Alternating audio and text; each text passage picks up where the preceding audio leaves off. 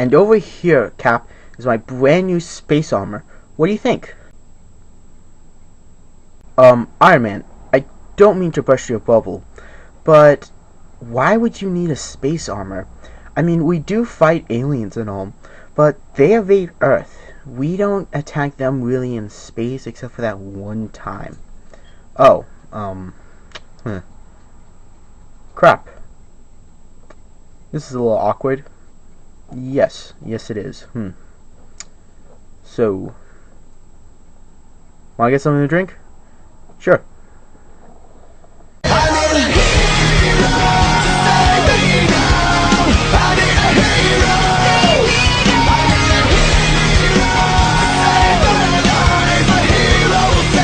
What up YouTube, Alpha here with a brand new Iron Man 3 review.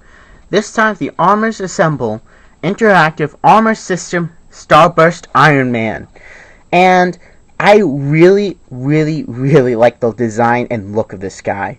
I mean, this guy looks really cool. Now, with that said, we have some other things to talk about. And I would like to apologize ahead of time. I actually do have the hiccups. So, yeah, there's that.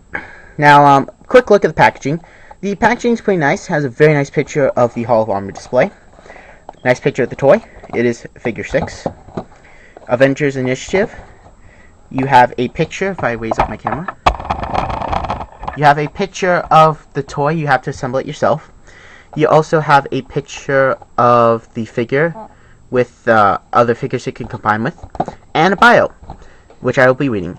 This suit incorporates a powerful booster pack that allows Iron Man to achieve orbit in a matter of minutes. From here, he can orbit the entire world, enjoy the view, or discover on bad guys away on the planet as they flame blast from the sky. I apologize for reading that poorly.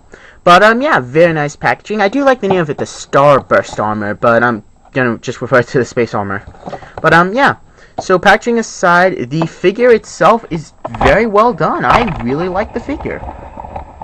It looks very cool, but that's kind of the figure's problem. It looks cool, and that's really it. Now, it has some nice detailing. Has some very cool shoulder pads. Has some very nice gold accents. The legs look very cool with its unique molding. I really do like the chest design, having the triangle look. The helmet is a little weird. It kind of reminds me of Madame Mask's mask that allows her to take shapes. On the back, we have no paint at all. It's a disappointment. The only paint is on the back of the helmet, and it's on the back of the backpack. And even if you remove the backpack, there is still no paint on the torso, which is a shame. That is very a shame, but really does bug me. Now, this guy has some really cool new parts. Talk about those first. Now, articulation on this guy really quick. Arms go out, rotate. The legs go up a little bit. They don't go back. And then this is kind of cool. The ball joint on this guy is really well done. I mean, you get a lot of. Let's see if I can zoom in. Get a lot of really good poses with this. I mean, that is a good tilt to it. Looks up pretty high, down, good. I mean, this is a lot better than some of the ball joints I've dealt with in the past for head joints. So, the ball joint is done very well. I really like the ball joint on the head.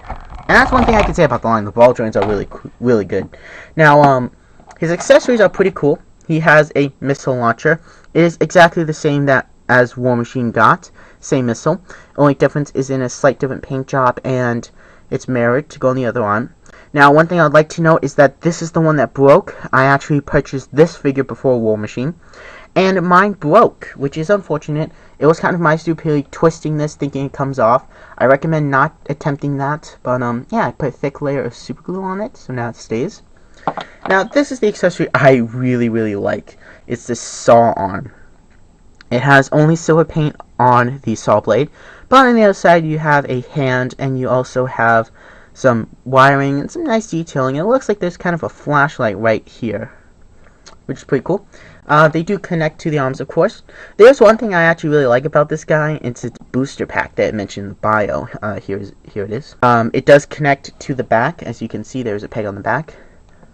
And you can actually attach this to other figures, like the normal Iron Man Mark 42. Very cool. One thing, and I think this is just me, but if you connect this to the arm, because it does have the same clip joint system as the other figures, is that you could pretend that it's a shield emitter, so this would emit a energy shield, which would be kind of cool, gotta say. Doubt that was not intentional, but that's just my imagination. But yeah, so to replace the arms, you just simply pull them off.